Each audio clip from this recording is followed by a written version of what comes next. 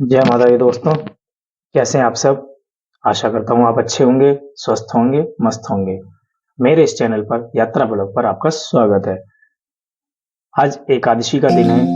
अश्विन शुक्ल मास के एकादशी। भगवान श्री हरि विष्णु जी को एकादशी बहुत प्रिय है। आज एकादशी की कथा मैं आपको सुनाता हूँ। युधिष्ठिर जी भगवान श्री हरि विष्णु जी से,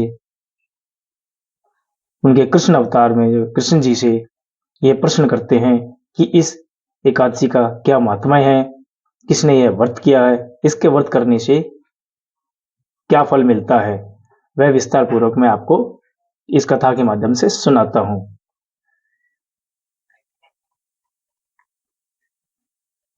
अथ पापा कुंसा एकादशी, अश्विन शुक्ल पक्ष के एकादशी महात्म्य। आज की एकादशी का नाम पापा कुंसा है। श्री युधिष्ठिर बोले, भगवान श्री कृष्ण से प्रश्न करते हैं, अश्विन मास के शुक्ल पक्ष की एकादशी का क्या नाम है तथा इस व्रत को करने से कौन कौन से फल मिलते हैं, सो सब कृपा पूर्वक कहिए। तब श्री कृष्ण भगवान बोले, हे राजन, अश्विन मास के शुक्ल पक्ष की एकादशी का नाम पापा कुंसा है। इसके व्रत करने से सभी पाप दूर हो जाते हैं, सभी पापों का नष्ट हो जाता है। इस एकादशी के दिन मन वांछित फल की प्राप्ति के लिए श्री हरि विष्णु भगवान की पूजा करनी चाहिए। उस पूजन के द्वारा मनुष्य को स्वर्ग लोक की प्राप्ति होती है। जो मनुष्य कठिन तपस्या द्वारा फल प्राप्त करते हैं, वह फल इस एकादशी के क्षीर सागर में शेषनाग पर शयन करने वाले श्री हरि विष्णु भगवान को नमस्कार करने से मिल जाता है और मनुष्य को यम के दुख नहीं भोगने पड़ते। जो मनुष्य शंख चक्रधारी विष्णु जी की शरण में जाता है, उसे यम की यातना नहीं मिलती। जो पापी मनुष्य अनायास ही इस एकादशी के व्रत को करते हैं, उन्हें यम के दुख नहीं मिलते। जो मनुष्य विष्णु भक्त शिव जी की निंदा करते हैं, या जो विष्णु भक्त भगवान की निंदा करते हैं, वे दोनों नरक को जाते हैं। 1000 अश्वमेघ यज्ञ और 100 राजसूय यज्ञ का फल इस एकादशी के व्रत के फल के 16वें हिस्से के बराबर भी नहीं होता। अर्थात एकादशी व्रत के समान संसार में अन्य कोई व्रत नहीं है। इस एकादशी के समान विश्व में ऐसी पवित्र तिथि नहीं है। जो मनुष्य इस एकादशी का व्रत नहीं करते, उन्हें पाप घेरे रहते हैं। यदि कोई मनुष्य एकादशी का व्रत करता है, उसे यमराज के दर्शन नहीं होते हैं। इस एकादशी व्रत से मनुष्य को स्वस्थ और सुंदर स्त्री तथा धन धान्य मिलता है तथा अंत में स्वर्ग की प्राप्ति होती है।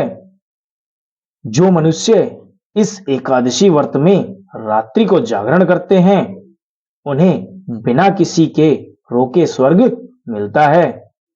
जो इस एकादशी व्रत को करते हैं, उनके मातृ पक्ष के 10 पुरुष, पितृपक्ष के 10 पुरुष और स्त्री पक्ष के 10 पुरुष विष्णु का रूप धारण करके तथा सुंदर आभूषणों से युक्त गरुड़ पर सवार होकर विष्णु लोक को जाते हैं।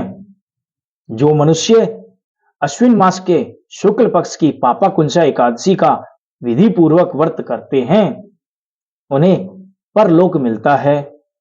जो मनुष्य इस एकादशी के दिन भूमि, गौ, अन्न, उपाहन,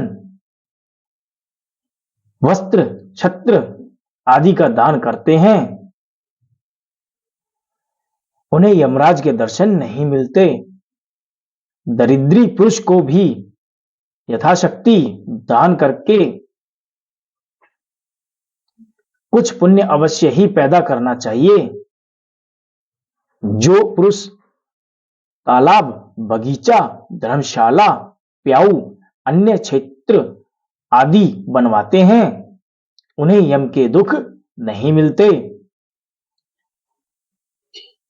वह मनुष्य इस लोक में स्वस्थ, दीर्घायु वाले तथा धन धान्य से पूर्ण होकर सुख भोगते हैं तथा अंत में स्वर्ग को जाते हैं। हे राजन, इन सब का सारांश यह है कि जो मनुष्य धर्म करते हैं उन्हें सुख मिलता है, जो अधमी हैं उन्हें दुर्गति भोगनी पड़ती है। जो आपने मुझसे पूछा था उसका उत्तर तो आपको दे दिया। अथ पापाकुंसा एकादशी कथा संपूर्ण हुई।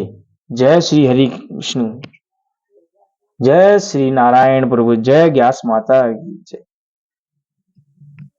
यह कथा सुनने के लिए आप सभी का धन्यवाद। इस एकादशी कथा अगर ये अच्छी लगी हो तो लाइक करें, शेयर करें तथा इस चैनल पर जो नए हैं, जिन्होंने अभी तक चैनल को सब्सक्राइब नहीं किया है, चैनल को सब्सक्राइब करें।